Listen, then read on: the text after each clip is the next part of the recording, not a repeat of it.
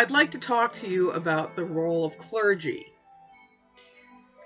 Not just in modern society, which is heavily based upon the structure of clergy within Christianity, as it is perceived in modern era here in the United States, but in antiquity as well.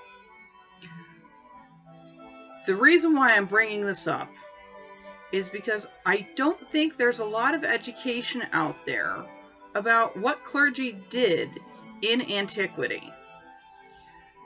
There are many cultures we can draw from, examples of clergy that served the gods alone, that had no interaction with the parishioner. And they served in the temples and places of worship strictly to facilitate the entire community's interaction with the deity through a way of prayers and offerings. They acted as an intermediary, but it was an indirect intermediary. They generally did not give spiritual counsel because they were too busy doing the various rituals required on a daily basis to ensure the deity's goodwill towards their people. Then you had clergy, whose job was to interact with the parishioners. I'm using the term parishioners because this is something people are more familiar with than just average devotees. Parishioners, people tend to think of as the entire body of worshipers. That's the only reason why I'm using this term. Because if you start going back into antiquity, the term parishioners really only shows up when you start discussing Christianity and the way they divided up areas of worship into parishes and bishoprics. And we're not talking about Christianity and the structures of Christianity. I'm just using the term parishioners as a conventional term to describe a body of worshipers. That said, let's get back to the topic. There were priests whose job were to facilitate the acts of worship for parishioners at the temple. These priests helped in things like ritual sacrifices to appease deities, ritual sacrifices to ask deities for help, ritual sacrifices to give thanks to the deities. These people's function was to make sure that the rituals were done properly and that the remains from the rituals were disposed of properly. This was the second tier of priesthood. The first tier of priesthood was the priests that remained in the temple doing the things necessary for the state and the entire population to maintain the deity's goodwill. Great example of this would be the Vestal Virgins, who only came out of their temple for official affairs regarding the entire Republic of Rome. You can find examples of this in other cultures in antiquity before the rise of Christianity. Now, let's take a step away from the discussion of Christianity again. You're going to find that I come back to it because this is the structure of worship that people in modern times are most familiar with. First tier is facilitating the goodwill of the deity for the entire people and the entire body of worshipers through specific rites and rituals that were secret and not common knowledge. The second group of priests and clergy were working with the parishioners and helping them engage in public rituals that served to embrace and encourage personal relationships with deity. Then you had a third group. This third group doesn't pop up quite as much as the first two in antiquity. That third group functions more like the Christian model of,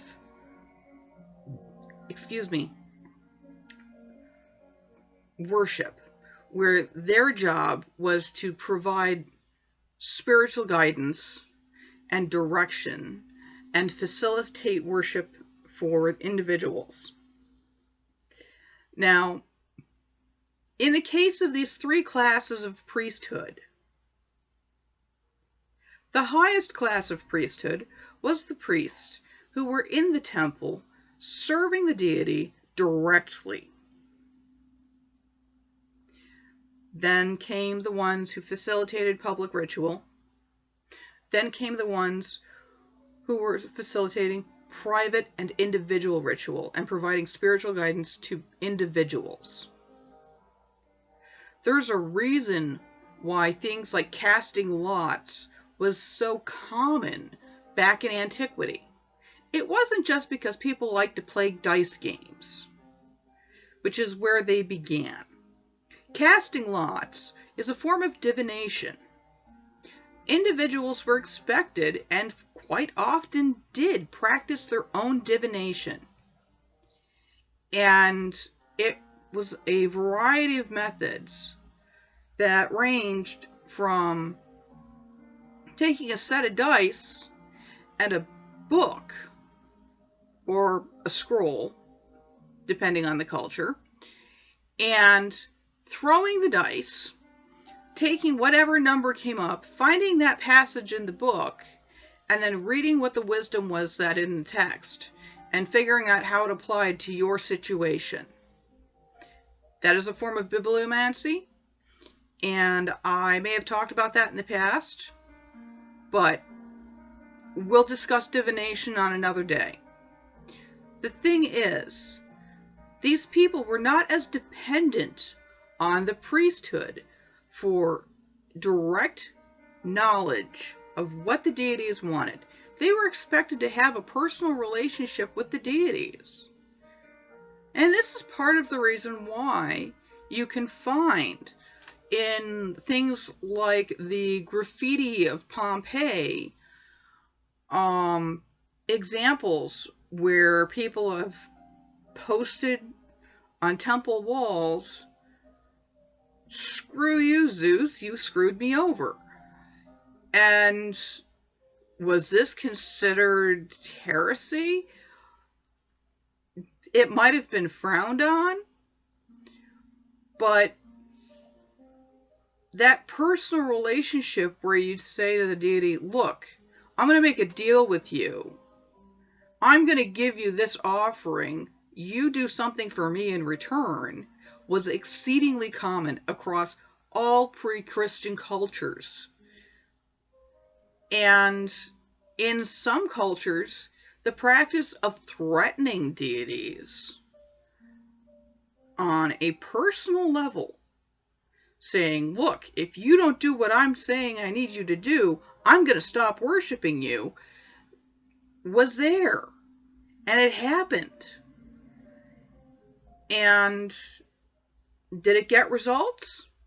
Well, that's lost to antiquity. We don't know. But we can know that it was part of the devotional practices. People approached the deities in a far more direct and personal method than what you find in Christianity. This post is going to go, this video is going to go a little bit longer than 10 minutes. I apologize if that's too long for you. Christianity is built around creating a system where individual worship of deity is discouraged.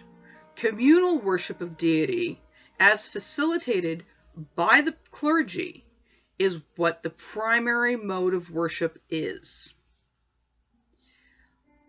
This sets up a system where a person is not expected to directly approach deity.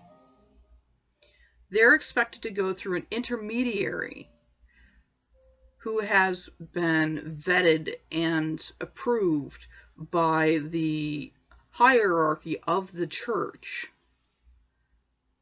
Regardless of which flavor of Christianity you choose, your clergy has been vetted and approved to serve your community. And you are expected to go through them to reach out to your God. The idea of a personal relationship with Jesus or personal relationship with the Christian Godhead as a whole is part of the Protestant Reformation. But even there, the idea that clergy had to facilitate that relationship remained. This has become a very deeply entrenched belief that this is how clergy operates, when it's not. Clergy has never operated this way, except for in religions where it's necessary, because the cultus of worship is built around it. Paganism is a revivalist system. No matter what focus of paganism you're on, they're trying to revive the ancient methods of worship. That means you're going to find there are clergy who spend their time working on the deity's behalf to propagate the goodwill of people. You're going to find people who are working on the people's behalf to propagate the goodwill of the deity. And then you're going to find there are the people whose job is to provide spiritual guidance and direction. Those three classes of clergy that I talked about earlier are re-emerging. This is not going to look like Christian worship. As much as you may want it to look like Christian worship, it's structured differently. And the reason why it's structured differently is because what we have of the ancient texts and knowledge that we've been able to glean and has been passed down from antiquity says there's this three clergy system. Now, some people may say, what about monks? What about nuns? That is not a replacement for the clergy who serve deity directly. That's the closest they could come to a replacement for clergy who serve deity directly. But if you start looking into how monks and nuns operate, they are still considered lay worshippers, and they do not have ordination or the authority to serve rituals, to provide spiritual guidance, or to act as an intermediary between a person and deity. They still need the approved guide from their sect of Christianity to facilitate that communication. You may ask, what about mystics? Well, mystics are the outliers. These are the people that deity has reached out and touched directly. And they are not going to be as common as you'd like them to be, because as mysticism and the idea of a personal relationship became stronger during the 13th and 14th century in Europe, that was about when the church started cracking down on this. And people who decided, we're going to get together and we're going to directly worship without the assistance of a priest. And we're going to teach other people about the Bible without the assistance of a priest. Started getting declared heretics, and that was about around the beginning of the Inquisition. Yeah, I said the I word. The Inquisition.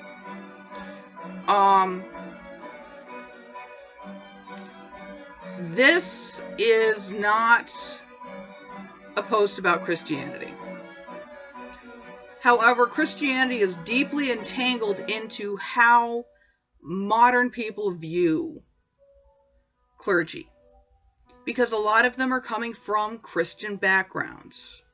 A lot of us are stuck with the assumptions of this is how clergy operates because of the Christian overculture.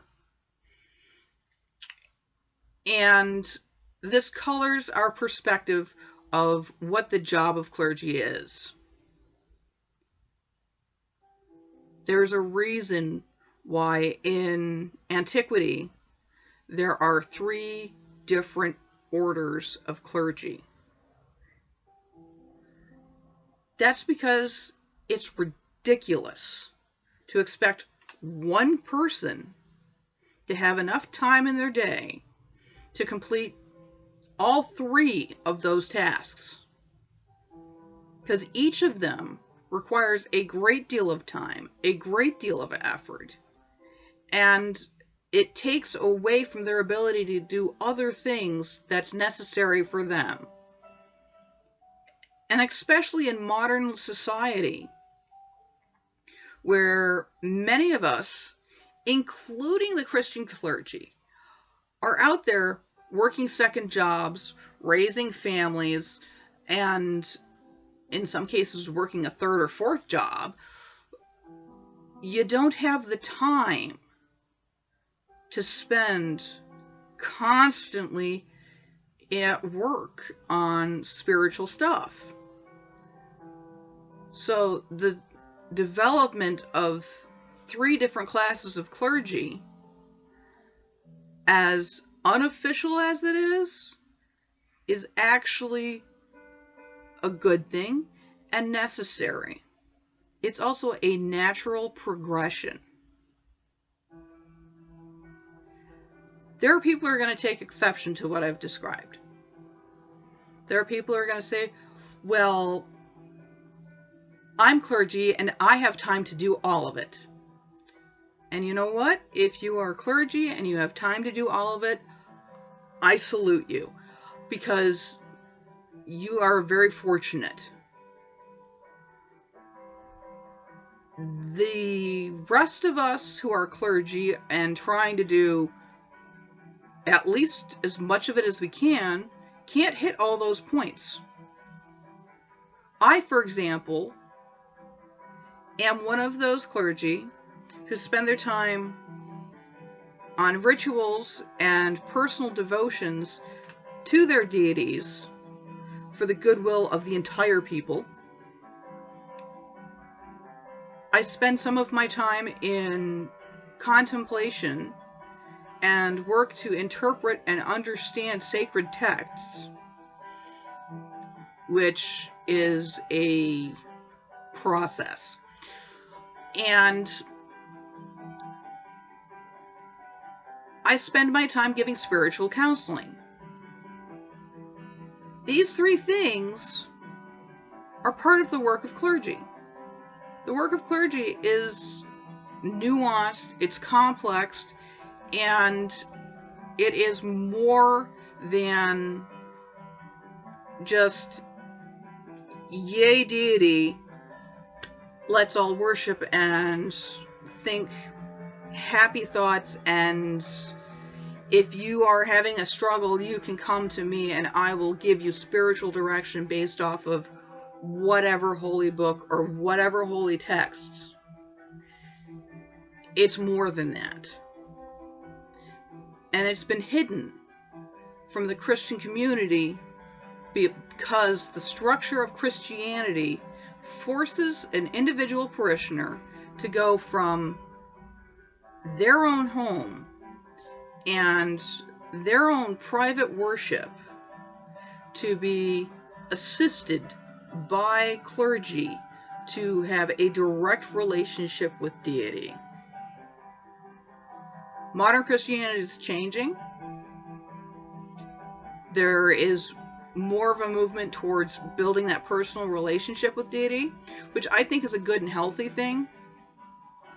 But that core structure is still there. Paganism is not Christianity.